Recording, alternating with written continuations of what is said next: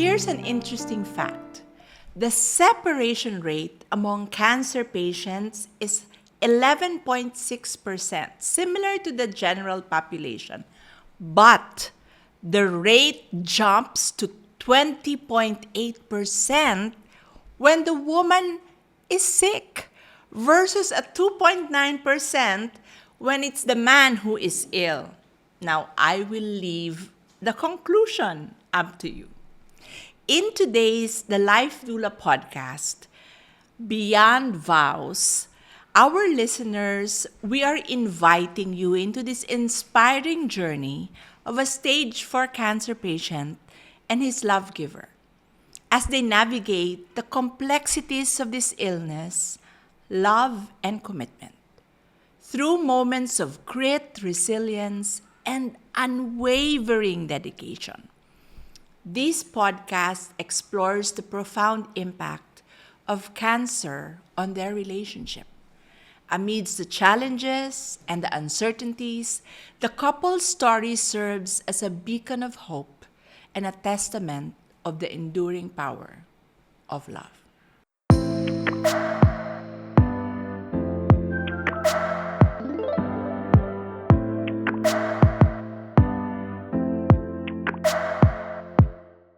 Today, I have two very special people in my life.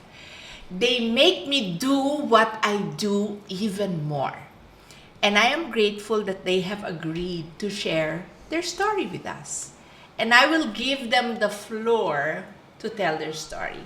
Please welcome to the Life Doula podcast, Toto Ponce and Trina Ponce. Welcome, Toto and Trina. Hi.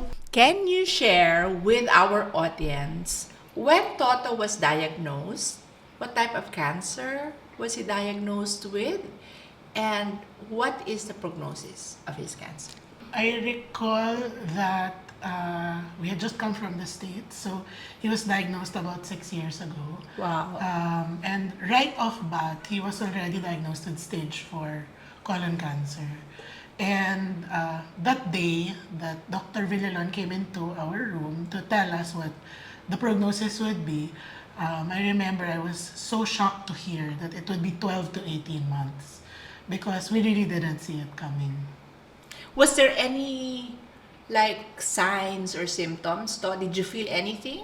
Bloated, then over fatigue. Every day, pagod na pagod ako, Okay. Aside sa stress sa work, and You were still working then? yeah, of course. 100% hectic ang schedule, then stress, grabe talaga. And I remember that the kind of industry you were in was really, really stressful. Yeah, it's forwarding. Yeah, forwarding. So, forwarding company is part of the whole supply chain. Yeah. And they are in charge to make sure that the goods reaches the customer. Yes. So, they encounter so many issues. Yes. Toto, how has your perspective on life and on love changed when you were diagnosed? You were bombarded with, like what Trina said, a prognosis of 12 to 18 months. How did that change your outlook in life? A lot. Kasi I'm the type of person na, parang, may oras pa ako. Okay. So, parang installment no? What I did, nung wala pa akong cancer, is parang okay lang, happy-go-lucky. When I was diagnosed, so eto na ngayon, sabi ko, baka mawala ako bigla. So, okay, pas-pas. I know that feeling. All of a sudden, parang you want to compress. Yes. And you want to do everything. Everything, yeah. Trina, this is for you. Can you describe a moment that really epitomizes resilience? All of these things that you had to undergo. You can pick out one challenge that basically shows both your resilience in overcoming this challenge. Actually, if I were to choose a moment, I can't, because resilience is not found only in one. When you're in a journey like this one, each day is a moment of resilience. Each battle, each PET scan, each chemo, each of those experiences, or as you go through each of that, you are really called upon to look for the stored strength inside you to be able to go on. It's not a one-time, big-time moment of Yeah, resilience. yeah. It's that every day calls on that resilience, and if you don't find it, or if you're not able to just tap into it, you'll really give up. You won't be able to go on. It's been 6 years. You've never It's been 6 quitted. You've paused. You've slowed down, but you're still here, right? Oh, I have quitted. I don't know about him because I'm the one, I'm the 2.9%. So, yes, I have quitted. There have been nights or days when I said, enough, ayoko na. Give up, this is too hard. I'm giving what I don't have. I'm sobra na. And then the next day you wake up and then you get back into the game and you step back into the journey. You can step away from it. That's a choice. Yeah. But you always make the choice to step back in. And I think that's why we're still here. True.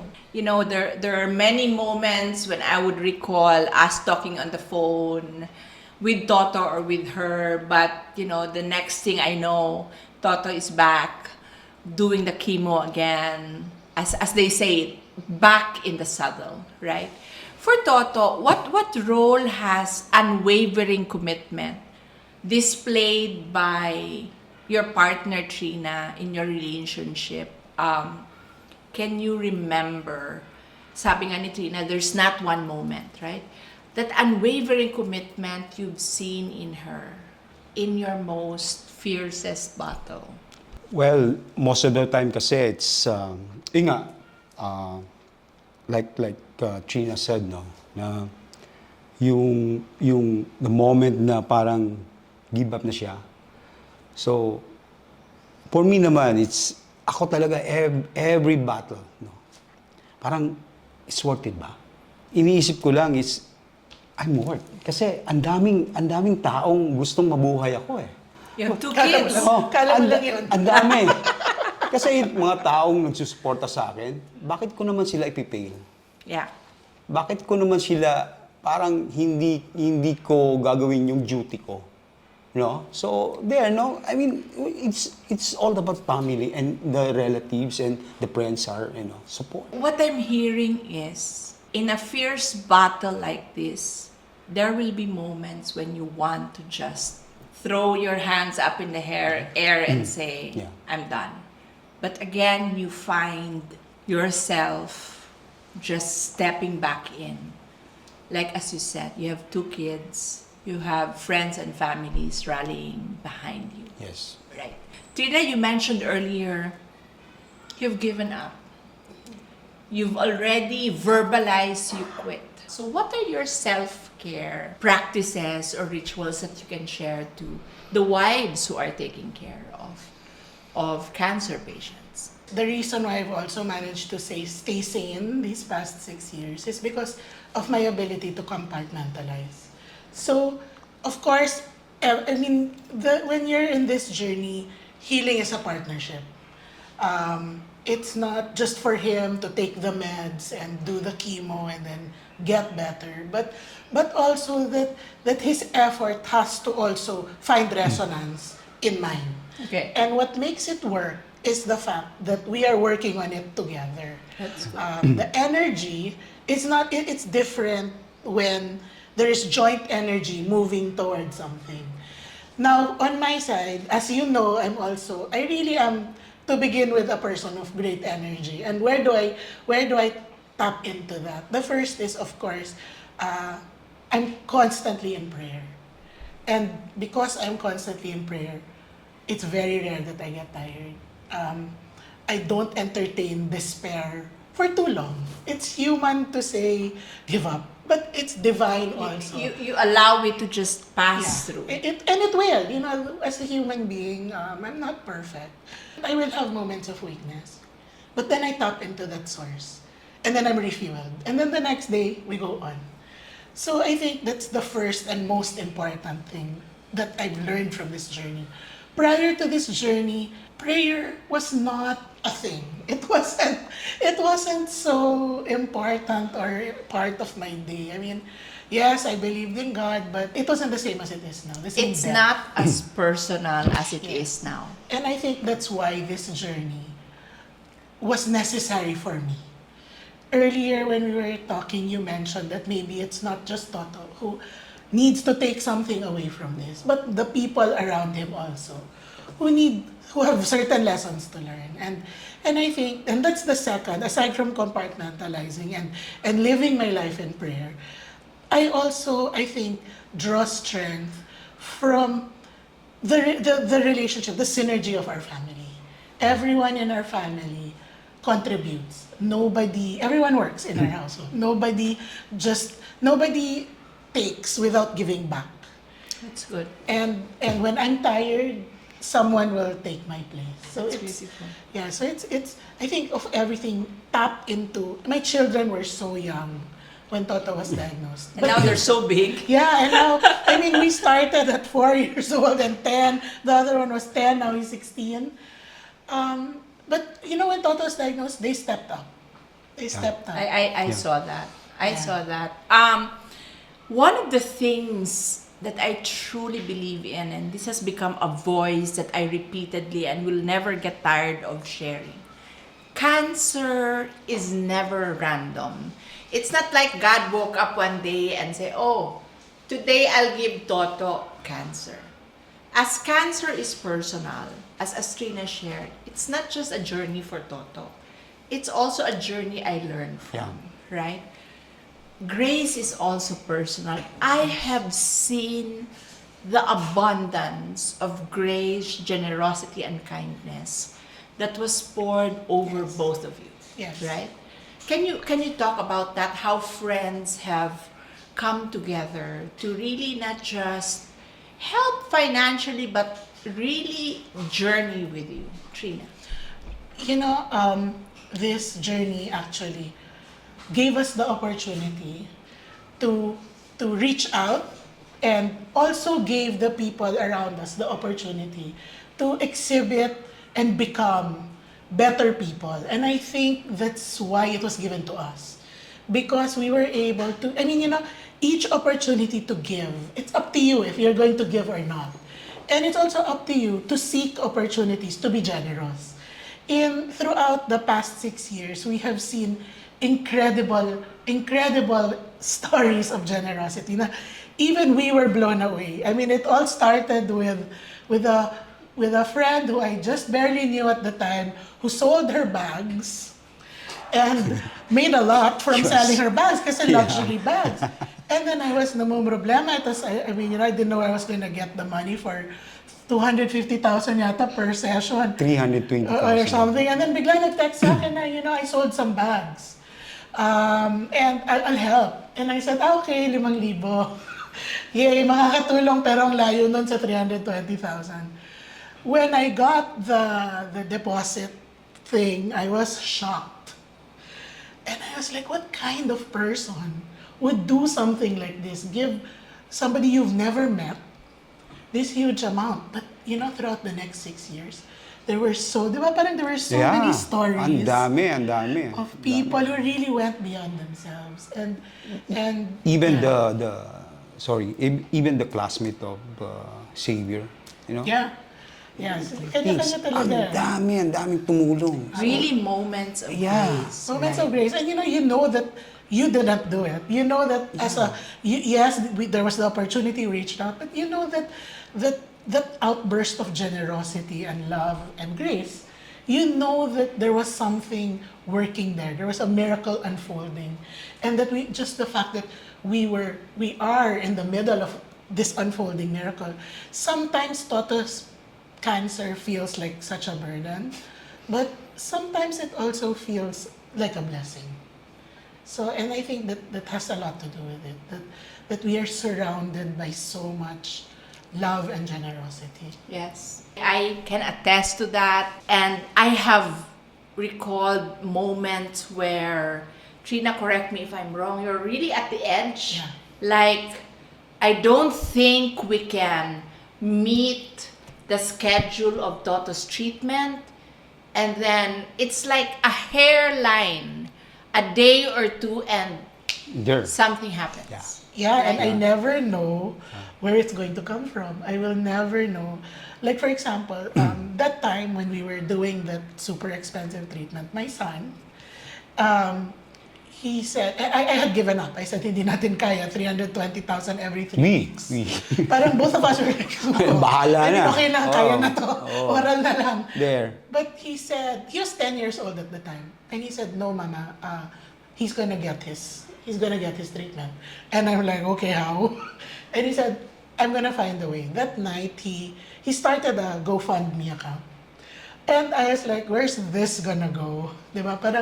Parang, okay, he's 10. And if you looked at the, parang yung English, bako-bako, and parang yung spelling, mali-mali. Eh, gusto kong i-edit, but somebody, I think Toto said, wag mong i-edit. Natural. I mean, Let it be. Yeah. Hayaan mo na. Oh. So, natulog kami the following day, 30,000 na yung nasa laman ng account. Parang saan nang galing to? And considering that it was 320,000 per pop for every 3 weeks, his GoFundMe earned enough to pay for the entire protocol. Wow. And it wasn't just a 10-year-old kid. I mean, he reached out to his classmates, his titas, the complete parents. strangers, Yeah. whoever. Parang kung kani-kanina siyang pumunta. I mean, if this is not the hand of God, Yeah, you don't it know what really it is. is. Yeah. Right.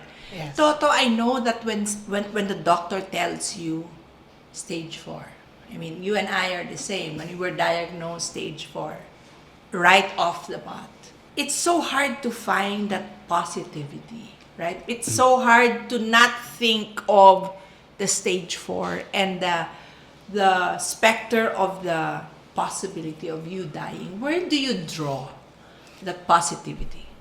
Well, wala talaga eh. Wala ka talaga makikita stage 4. Come on. Paano na? So, binaliktad ko eh. Before I was diagnosed, I was 245 pounds. Really? Ang laki ko! Ang laki ko! And then, nung under diet na ako, wow, gumanda ni katawan ko. Parang pumogi na ako. No? Okay. Yung inuugot siya, wow. How much more kung tatakbo No, ko? this is a funny story, Yeah, but di ba? Toto's discipline in food and in exercise. Yes, I recall yes. Trina would tell me, if I check on, I don't directly check on Toto, I would check Toto through Trina, and I would say, how's Toto? Despite the wounds as a side effect of chemo on his feet, he still runs, he still bikes. That's where he draws his strength, I guess. Yeah, when you the exercise and when you move. Positive outlook like that. And then, yung mga friends ko, wow, ang ganda ng katawan mo ah. Macho. Okay ah. Eto yung may cancer. That's positive eh. That's so true, Yeah. because a lot of times people will say, I don't know if you've encountered this, people will say, stage 4 cancer, Yes, you don't ang look dami. like someone with stage 4 cancer. And a lot of times I would say, why? What does it How look does like? a stage 4 Yes, cancer oh. should look like? Right? That's why, Yeah, the exercise. He's on a strict diet, exercise, sunshine, whatever regimen, laughter, meditation, and so on. He's on that regimen, but as a caregiver, I'm not there with him all the time to make him bantay. This works because he does his share. He does his part. And that's discipline on his part. It's discipline, but I think that's also his source of strength. Yeah. The knowledge that resides inside him that he can do it, he can beat odds. And he looks at, as I was saying earlier, in the beginning, ilan sila, 20 sila. 18 This is lang. true. 18 Yeah. lang. When we started, I met Trina and Toto in one of the communities that we formed, one of the first 2 that we formed. It's called Faithful Journey. And this is a sad note when I look at our Facebook page and our messenger, because every night we pray together, and there's There are people who would lead, and then all of a sudden that voice will just fade away and disappear. And now, literally, there's only 2 male who have survived. One is a survivor and one is on active treatment. Toto. There's only 2. Yeah. It's been really tough, right? Very But at the tough. same time, you cannot question the wisdom of God. Why, 6 years and counting, you're still here. Still right? here. Cancer has not just turned both your life upside down. I said earlier, I'd like to think I'm in the front seat of this beautiful journey, despite the difficulties. Your life did not just turn upside down, but you were stripped of many things. And this is where I saw the grit, the commitment, and the resilience of this couple. Can you share like something that you discovered that's new, that you never thought was in you when your life was literally, ripped apart, broken, and then put together in a different form? What's that realization that, oh, I can do this. I have this pala in me. I'll start with you, Trins. We were stripped of everything and emptied so that we could receive more. We have cancer in our lives, we deal with it. But I think because of it, we are also better versions of ourselves. This journey has taught me how to be selfless. I'm not really selfless. I've learned how to sacrifice. I'm not really a person to whom sacrifice comes naturally. And in the beginning, I would also ask myself, oh my God, is he worth it? Kasi ang bigat talaga. So, and then minsan, ano pa, di ba? Pasaway pa, ang init ng ulo, and, di ba? Because chemo does that. It really... Yes. It's normal. Yes, that's normal. may magandang excuse pa siya, so mas sumungit pa. Yeah. So I'd ask myself, is it worth it? But then I realized that this is happening to us. We are not in this journey to heal Toto. That is not the objective. But the objective is to go through it, to journey together, for us to become the people that we... You know how they always say that when you look at my Facebook, it's like I'm living my best life. Parang my definition of best life in 6 years has really, really done a total not reversal, but it's really come around. Because before, I was winning awards, I was doing so well at work. My best life was maganda yung lipstick ko, maganda yung buhok ko, di ba? Yan yung best life. But now, when I look at my posts, there's a depth to it na. That will only come when you learn how to sacrifice. And I think for me, that's the biggest turnaround. That I have become a better person because of this. So although there is temptation to curse the journey and say, ayoko na, I'm also thankful for it, because without it, I would not be this version. This is such a teaching moment, because a lot of people, the tendency, and I'm sure the 3 of us, because we went through it, the tendency when there is a big challenge or a big pain is you want it to end, right? You don't want it anymore. Yeah. What people do not realize is pain. Ako yata yung maiiyak. Pain is such a great teacher. I love the metaphor that you mentioned earlier. You were stripped, and you literally opened your hands. You were stripped of everything so that God can replace you with a much better life. Yeah. And a lot of times, we hang on to everything. House, cars, money. And yet we pray for a good life. And God cannot give us a good life because we are holding on to these things. But as Trina said, forcibly, Your hands were open, emptied yourselves. And now you're saying that this is your version of your best life. Truly, what a great God we have, right? It's only when we open our hands that God can replace and make our lives beautiful, right? I have yet to hear of a stage 4 cancer patient who has not said that the years that they lived on uncertainty and the years that they lived moment by moment relying on God is the best years of their life. We do not wish cancer on anyone, but truly there is beauty in the journey. And I liked what you said, Trina. The goal is not the healing. The goal is to find out what. What do you want us to do? And you have 2 beautiful children. They were right smack in their growing years when stage 4 cancer came into your family.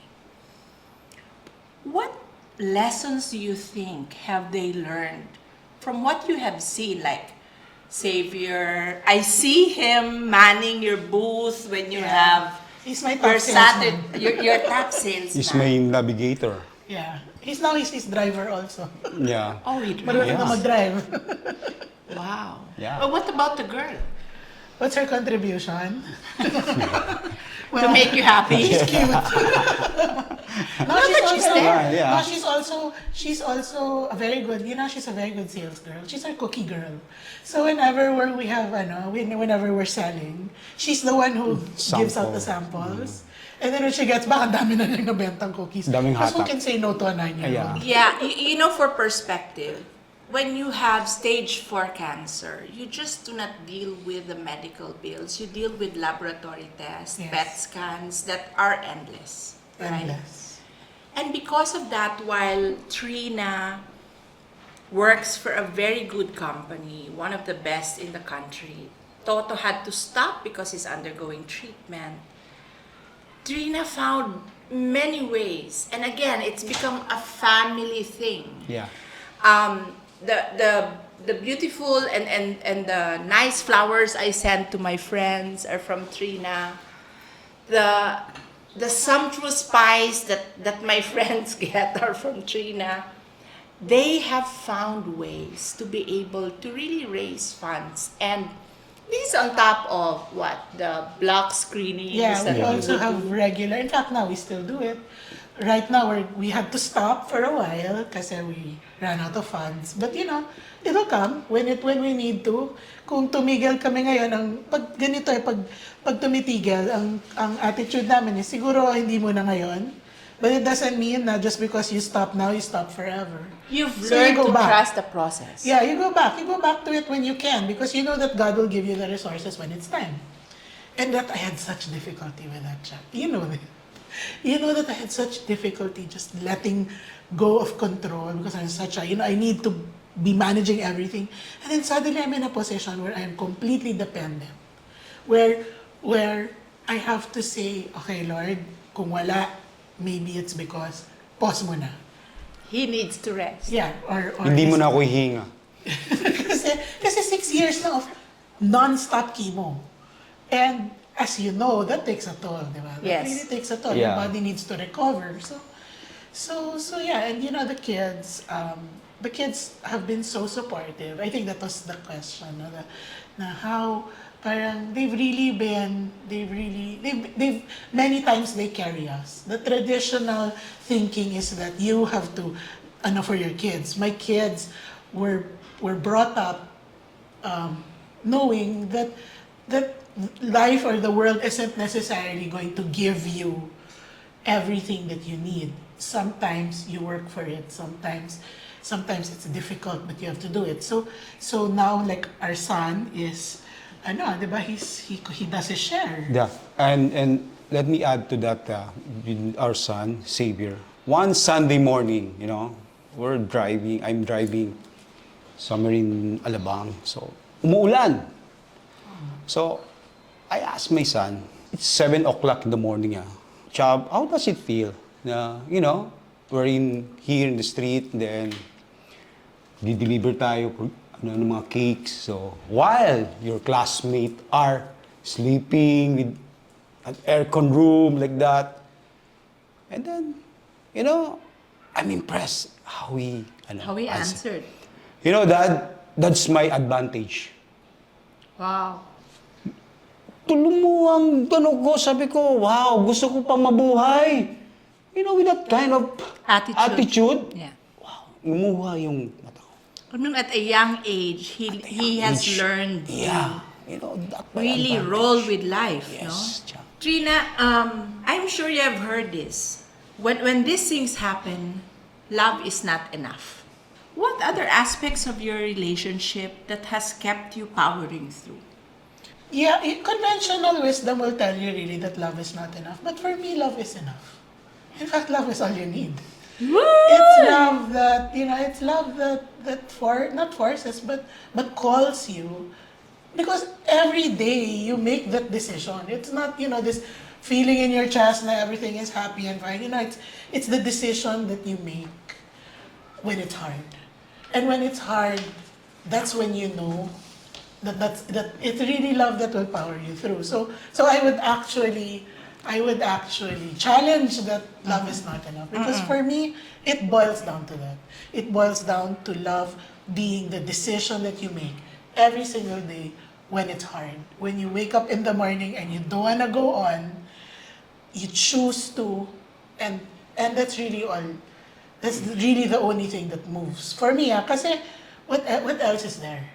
Yeah. Diba? What else is there? And I guess in a broader spectrum, love for your husband, love for your children, and love for the family that you Yes. want it to be complete. And love right? for myself as well. Yeah. Because it is also self-love that is the foundation of everything that I do for them. Yes. If I did not have that self-love, which again has a divine source, but if not for that self-love, I think hindi na ako tumagal ng 6 na taon. It's really that you have to know that you are worthy, that you are enough. You have that you can. That this is a journey that you have the strength to power through. That you are strong enough, that you are worthy, and he is worthy. And when you are utterly convinced of your worth and you have all that love for yourself, then it will kind of radiate and put everyone together. Wow. Wow. Wow. Love is enough, ha? Toto. Para nakikita ko yung eyes ni Toto is twinkling. So, I now go to the PG-18. Tama ba yan? PG-18 question. How do you maintain intimacy in this relationship amidst all this pain, discomfort of chemotherapy? How?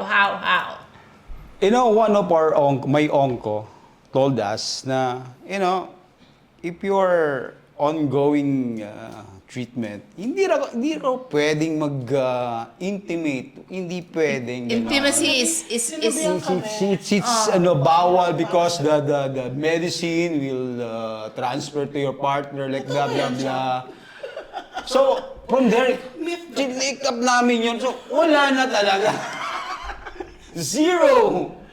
But at the end of the day, there are other ways to express affection. There, no? So And this is, Trina, this is something kasi that's not really talked about, right? And I think we really have to find the right avenue.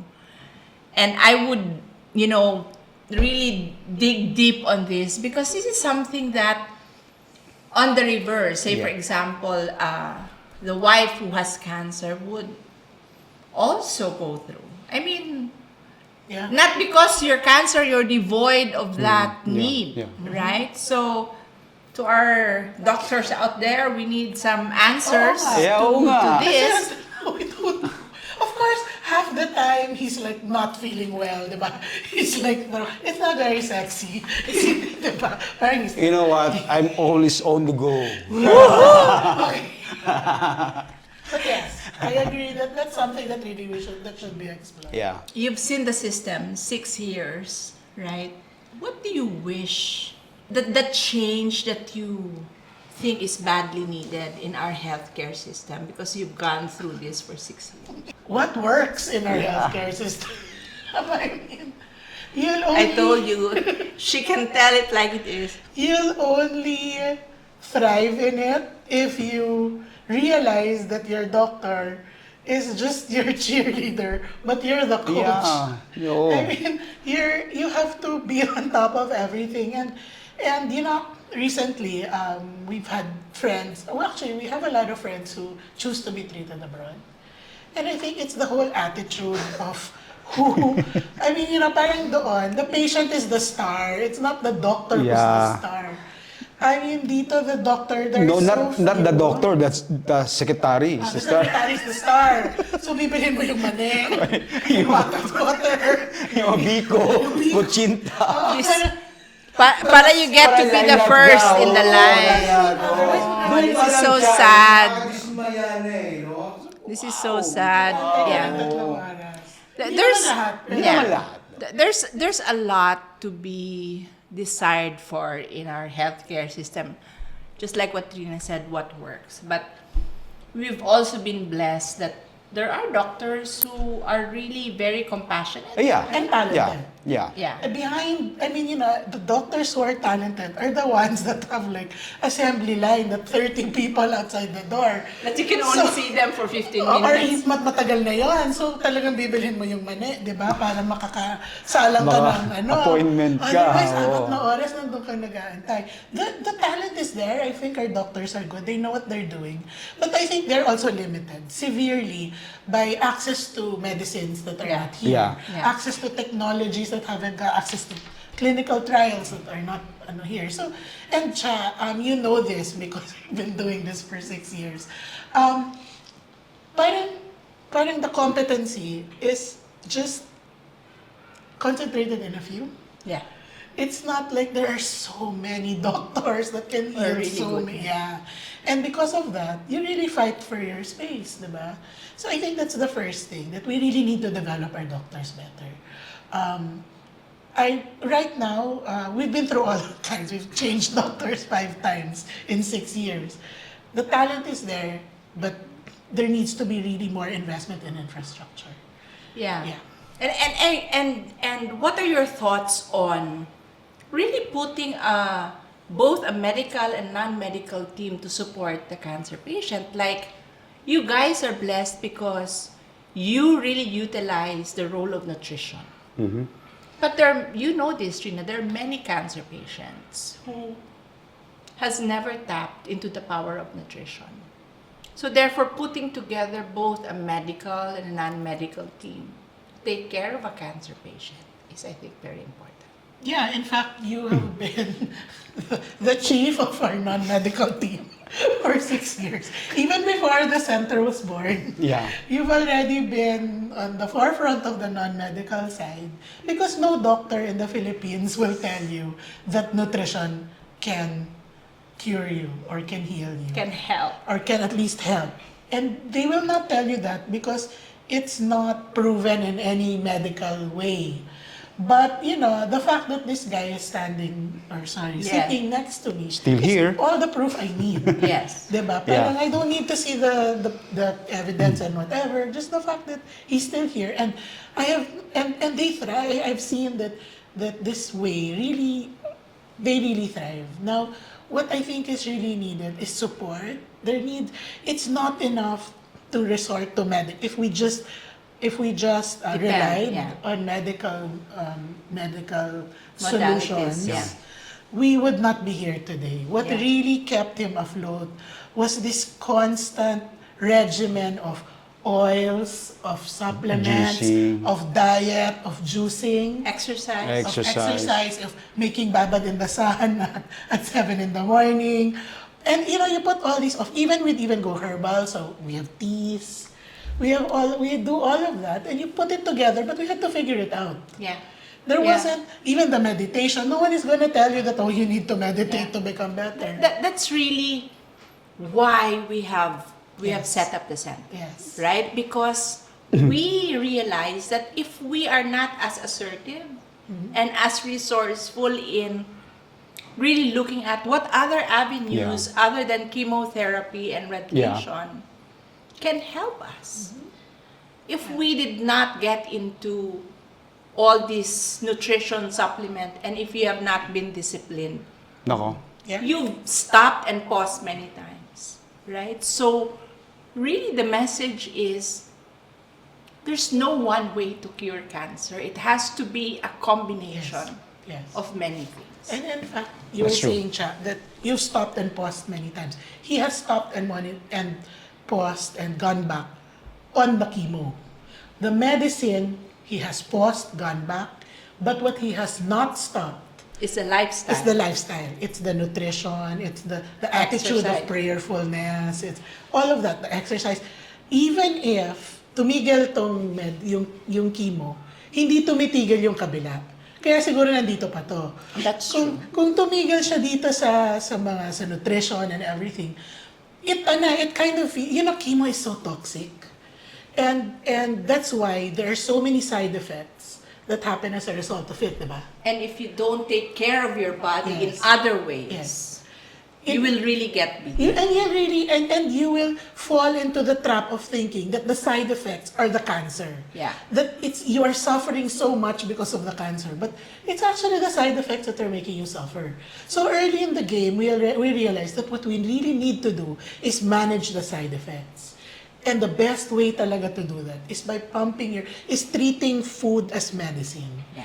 Is fueling yourself with the good stuff so that when the bad stuff comes in, Your body's ready. and strong enough to counter it. That's why when Toto has any chemo, his side effects, his blood work is always good. Good. His blood work is better than mine because I'm not on the diet, and I'm not gonna do that stuff, diba?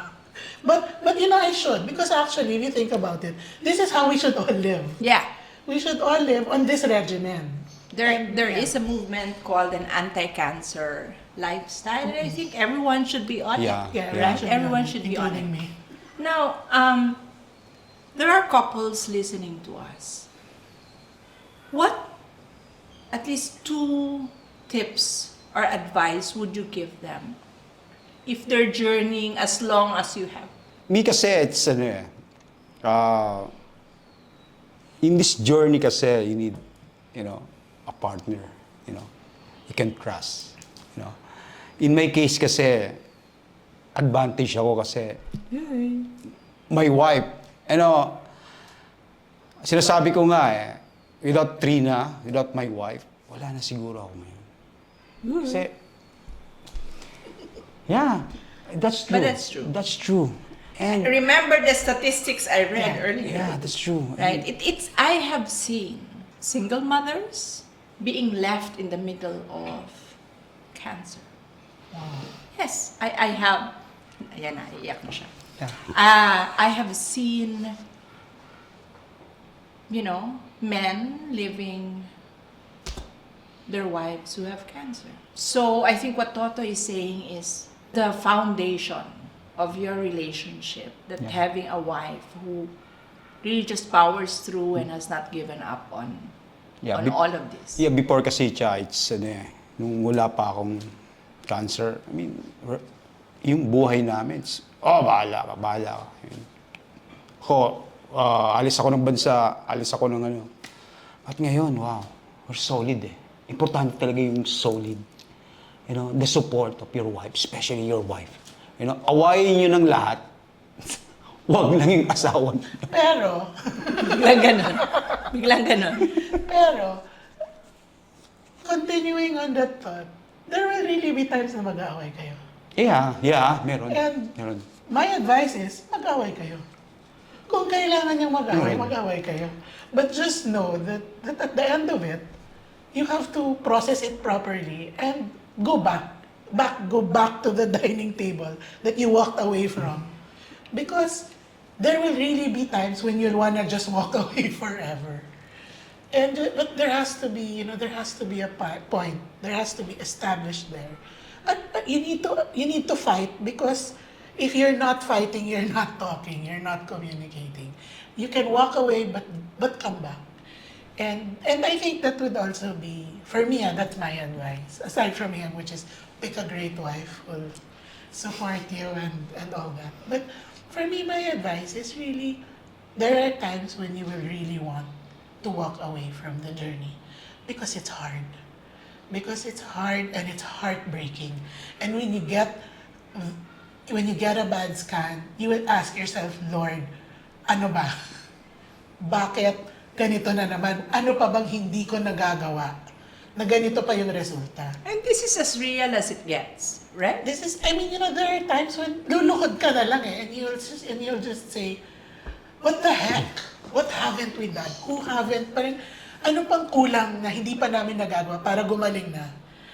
And, and in those times when you are at your most despairing, for me, really, just let go.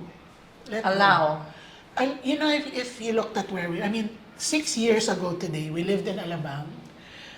We both had high-powered jobs. We were at the top of our game. Diba? Parang, we went to the gym, we were super fit. I was fit, Abroad, fitter, we would go out.